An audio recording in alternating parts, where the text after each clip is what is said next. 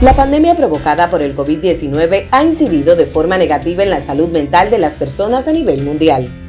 La incertidumbre asociada con esta enfermedad, más el efecto de distanciamiento social, aislamiento y cuarentena, pueden agravar la salud mental de la población.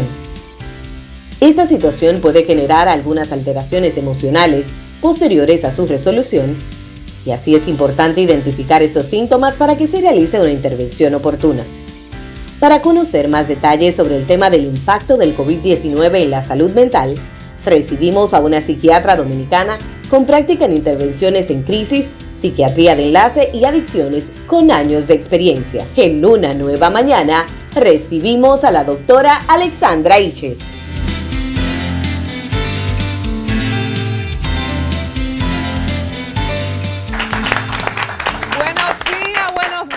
Esto es Una Nueva Mañana y dentro de los objetivos que nos pusimos era llevar orientación y salud. A propósito de esto, qué bueno, doctora, que finalmente está con nosotros. Muchísimas gracias.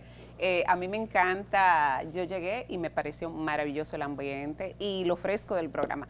De verdad que van a levantar a mucha gente a esta hora. Bueno, esa es la idea, bendito Dios, y queremos levantar también a mucha gente, doctora, que a propósito de la pandemia está en una condición de depresión, de desánimo, personas que quizás no ven un rumbo, y precisamente quisiéramos iniciar por ahí. Doctora, yo sé que en medio de esta pandemia ustedes han tenido mucho trabajo y hay personas que todavía no se abren a una consulta con un psicólogo, con un psiquiatra. Sí. ¿Qué decir a esta población en medio de este momento? Bueno, yo creo que ya la población se quedó, como decimos, a nivel de la selección de un especialista en salud mental sin opciones, porque todo el mundo lo necesita. Ya no es cuestión de que tú vas a ir por una opción o porque te pasa algo en particular.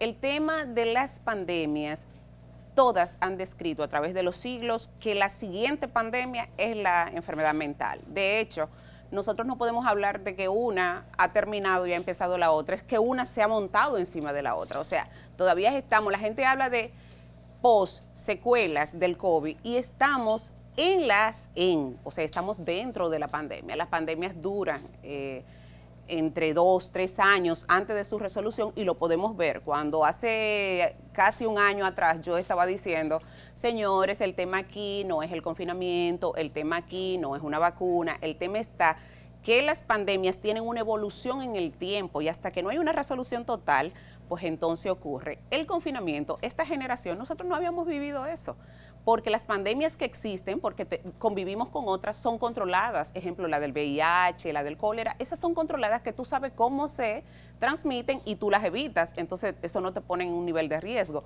Pero esto, donde estábamos peleando, estamos con un miedo a un enemigo que no vemos, pues entonces nos coloca en una posición de vulnerabilidad.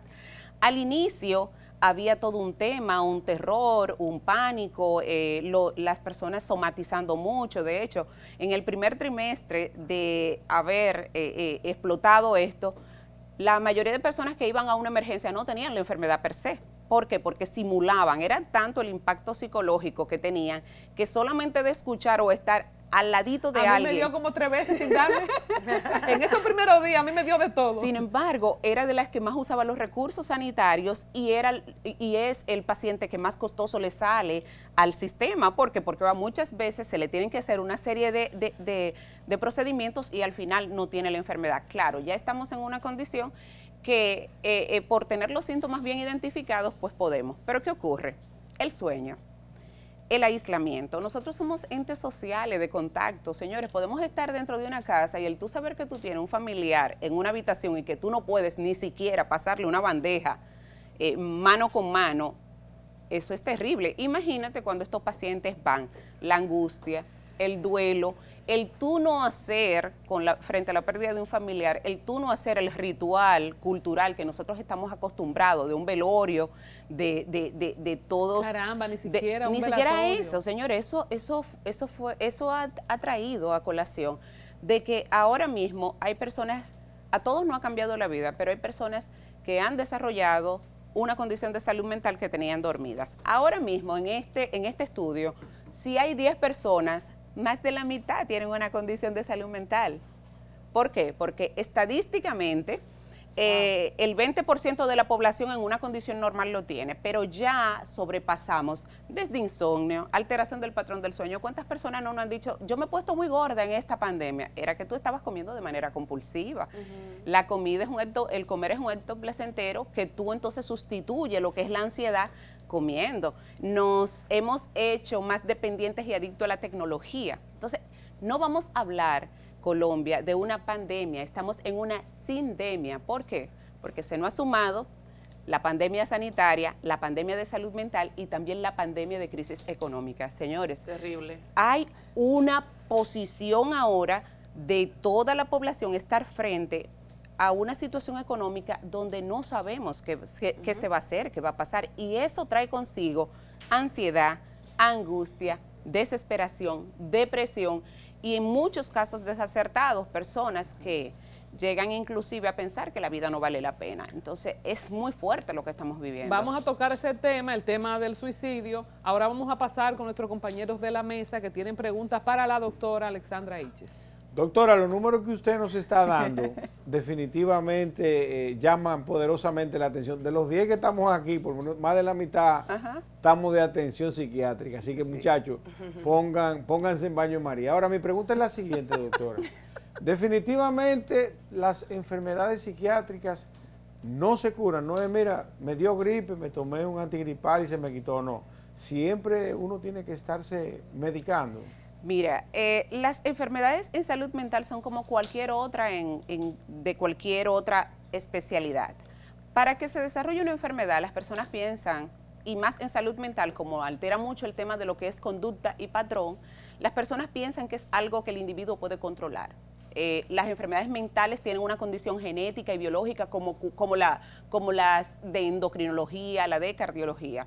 ¿Qué ocurre? Para nosotros el momento más álgido o más peligroso es cuando el paciente se siente bien, porque es donde entiende que ya no tiene esa condición.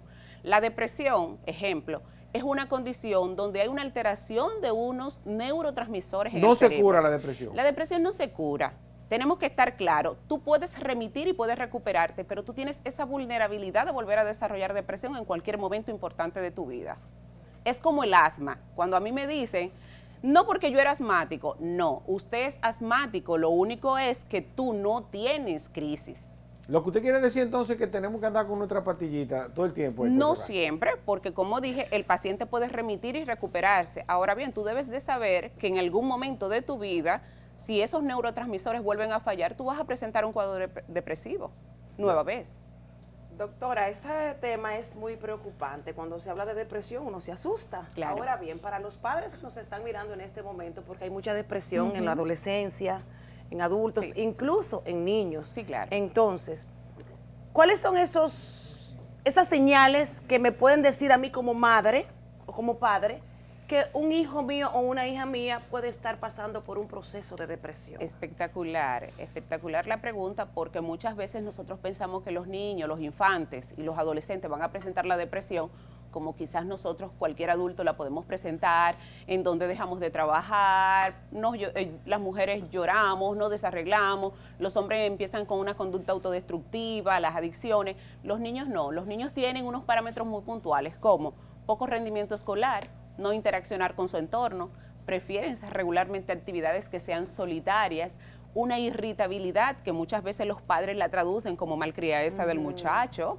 Se le da pela. Sí, porque es conductual, mira, te estás pasando. Sin embargo, el niño empieza a tener conductas inclusive autolesivas que muchas veces los padres la ven como él hace eso para llamar la atención. Señores, los niños son una esponja y están en un proceso de descubrirse y de interaccionar con el entorno, y a veces buscan el medio que mejor le parezca. Los trastornos alimentarios en las adolescentes se disparan porque es una forma de ellas amortiguar la ansiedad. Las señales o los gestos de autolesión, donde el muchachito empieza a morderse o la niña empieza a darse con la pared o empiezan a hacerse laceraciones en muñeca y en pierna en busca de bajar los niveles de ansiedad. La tecnología, los niños ahora mismo, todos.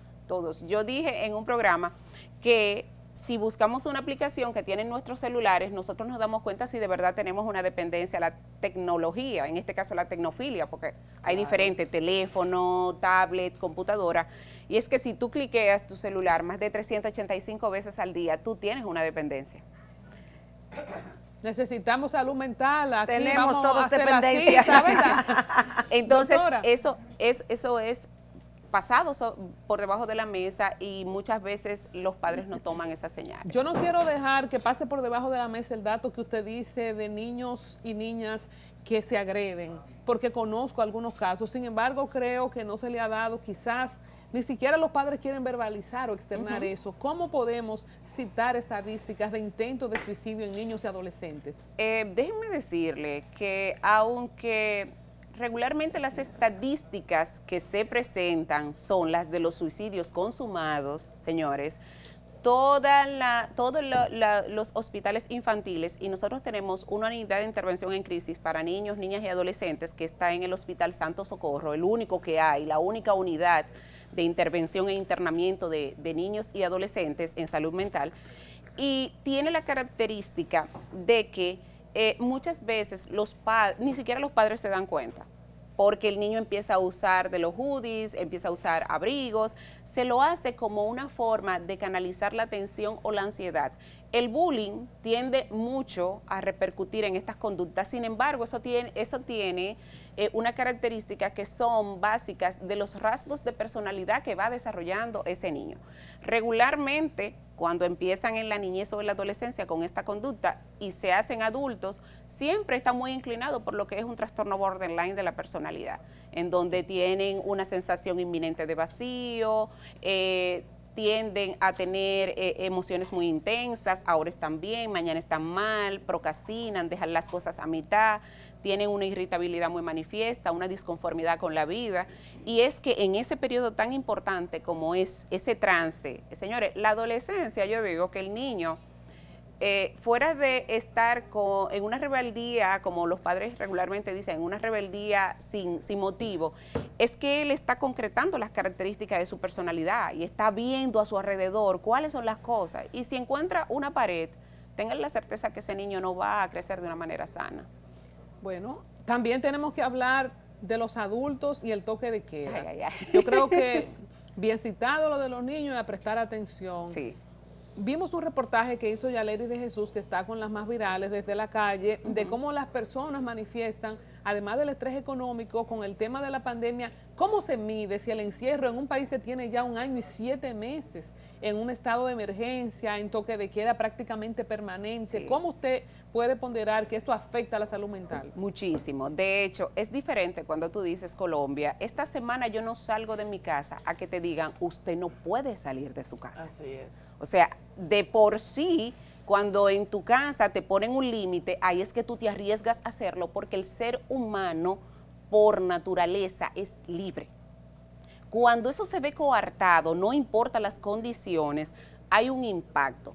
Al inicio de todo esto y cuando se empezó a medio flexibilizar la salida, aquí se vio una entidad muy clara que fue el síndrome de la cabaña, y no de cualquier cabaña, sino es aquella manifestación donde uno como individuo, después de durar mucho tiempo confinado, tú tienes miedo a interaccionar con el entorno. Señores, como nosotros íbamos al supermercado vestido de astronauta, normal, y a miles de distancia de todo el mundo, y tú te bañabas inclusive hasta en la escalera de emergencia, en el área de lavado, porque tú no querías.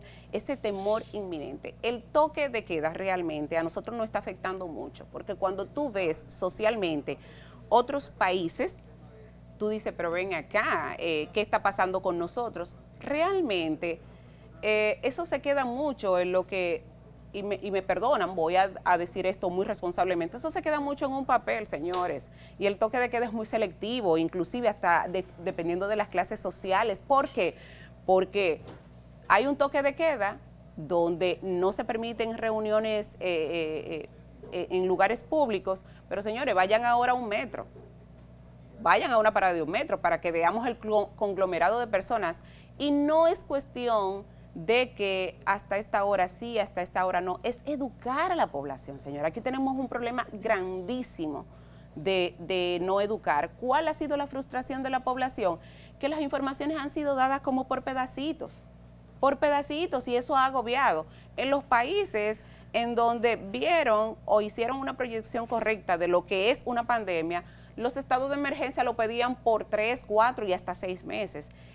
Esta repetitividad de periodos cortos lo que pone a la población en un descontento total. Cada semana hay un cambio, cada 2 semanas hay un cambio, entonces no estamos claros. Eso ha afectado a todo el mundo.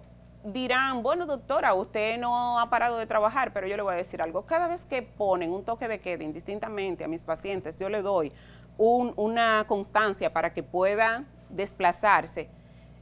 Cada vez yo tengo que cambiar los horarios de la consulta y tengo que ver menos pacientes porque el día es menos, pero también cómo yo mando a ese paciente a su casa a las 7 de la noche, donde la calle está sola y es vulnerable a un atraco. O sea que hay muchas cosas que uno tiene que pensar a la hora de todas esas limitantes. Doctora, ¿qué es lo que tiene que hacer? Bueno, a nivel mundial, pero aquí en República Dominicana, supongamos que se levanta el estado de emergencia, se quita el toque de queda, ¿qué se espera socialmente de la conducta individual de cada uno de nosotros que hemos estado en este estado de encierro? ¿Cómo nos vamos a comportar? ¿Qué debemos hacer? Déjame decirte que el estado de encierro lo tenemos unos pocos. Hay otros que hace mucho que están totalmente desaforados en el medio. ¿Y qué es lo que ocurre? Ese desafuero vino por la misma limitante. Como dice, cuando a ti se te prohíbe algo, cuando de manera reiterativa se tiene la confianza de tú acceder a ciertas limitaciones al inicio y luego tú ves que te la van postergando y postergando, como los papás que no cumplen, que el muchachito llega un momento que dice, no, pero que tú me prometes demasiado y al final yo voy a hacer lo que yo entiendo. Sin embargo, yo creo que debemos de hacer un pare cada uno y organizarnos. Señores, venimos de un tiempo donde todo ha sido cuando yo digo relativamente cómodo, es que hemos estado enfrentándonos a la vida con el mínimo. Y todo el mundo ha postergado inclusive lo que son sus compromisos. Hay que hacer una reestructuración. Tenemos que empezar a priorizar los que de verdad entendemos. Económicamente, hágase un paneo, hágase una visión financiera y diga, esto para mí es necesario, aquello no. No incurran en gastos y en compromisos que sabemos son de mucha incertidumbre en estos tiempos, porque hoy tú tienes trabajo, pero tú no sabes mañana. Entonces, eso te puede a ti dar la sensación de no cumplimiento. A los hijos, bueno, sentarlos y hablarles de una manera concreta cuáles son los tiempos que estamos viviendo, porque aunque se quite el toque de queda, aquí las repercusiones de una pandemia ahora es que se van a empezar a ver. Las veces que ha ocurrido, el sistema económico ha tardado hasta 10 años, de 10 a 15 años para recuperarse. Señor, imagínese si eso es el sistema, ¿qué no será de cada uno en particular? En el caso de los niños que no estuvieron yendo a clases también, van a enfrentarse de nuevo a una actividad social colectiva que quizás... O sea, mi pregunta es, como padres, como ente responsable, ¿debemos tomar algún tipo de medida como para psicológicamente reinsertarnos en la vida? Mira, los niños han sufrido mucho. Y quizás una de las cosas que los adultos no hemos pensado es que el entorno primario de un niño desarrollarse son sus afines. Por más tiempo que usted le dedique a un niño en su casa, el niño empieza a crecer, a evolucionar y a desarrollarse con sus pares, o sea, sus amiguitos, el intercambio, la resolución de conflictos. Tenemos unos niños con 1 año y medio en casa, en donde no han salido, en donde han engordado, en donde otros han bajado de peso, en donde algunos tú los notas más ausentes que nunca, retraídos totalmente y con un sistema y con una menéutica escolar en donde ellos no estaban acostumbrados. O sea, tenemos que insertarlo nueva vez, no tomar muchas cosas en cuenta de su proceso académico saliente. ¿Por qué? Porque ellos buscaban una clase vía internet, pero pasar 4 y 5 horas frente a una pantalla donde tu profesor te está diciendo algo, pero tú no estás entendiendo absolutamente nada. Y bueno, empezarle a sugerir actividades sanas para que ellos también se sientan seguros. ¿Cómo la gente puede contactar a la doctora Iches a propósito de la necesidad que está más que clara de que todos necesitamos apoyo en materia de salud mental? Sí, mis redes es dra.iches y mi teléfono es el 849-206-5345. Yo siempre digo, Colombia, tengo años diciendo eso, pero eso fue producto de un paciente. Que yo digo que yo soy como el merengue de Peña Suazo. ¿Cómo es? Tú mueres aquí. Por más que brinquen y salten, mueren aquí. Pues muchas gracias a la doctora Iches. Así es, vamos a abrirnos a tratarnos a nivel de salud mental. Sí. Esta doctora con este swing. Yo le dije a Malfi que me pone la ropa, ponme así, fabulosa, porque la doctora Iches, toda ella, ¿verdad? Para poder estar a nivel. Muchas gracias, doctora. Esta es su casa. Mira, de verdad, los felicito y creo que hacía falta. Bueno, Hacía falta. muchas gracias. Aquí está una nueva mañana para dar esa esperanza y esa motivación de seguir adelante. Mis compañeros, Condesa, Israel, esta servidora, aquí lo esperamos mañana.